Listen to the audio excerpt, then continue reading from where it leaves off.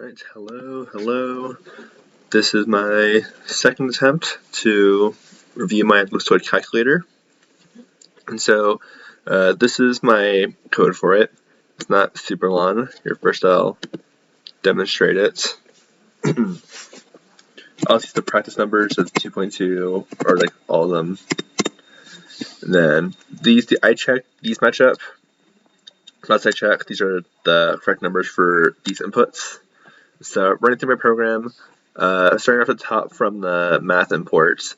So looking at the different equations for it to plug in, all I see is that all I need is pi and power. So instead of wasting time to import the entirety of math, I just imported pi and power because those were the only two that I needed to import to do the calculations. So starting off, I have my main function. I don't really need it for this. You can just go straight to user input, but I like having it as in other programs. So just something that I do. And this we'll call the get user input.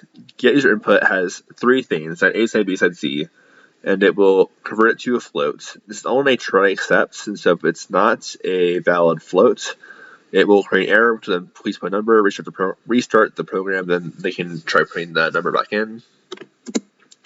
And and those are the three sides. If there's no exception and they were successfully converted to floats, then the program will print out what the volume is by doing this, concatenating it with the string conversion of the volume function, which will take three arguments, side A, side B, side C, and plug them into a variable called V, or the volume. And that variable return converted to a string and concatenated with the rest of the print statement.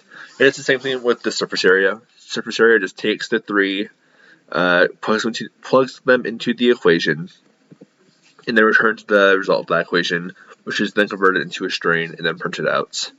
It's pretty much the entire program. It wasn't really hard. I only messed up one thing, which was I messed up the power.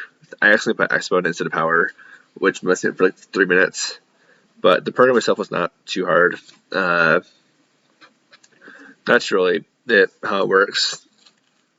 The only other thing that I would have liked to add that I couldn't figure out was getting it to continuously ask person for a number. If it was it's like, for example, if I play it and they put in a letter or a word, if this decides to load, there we go.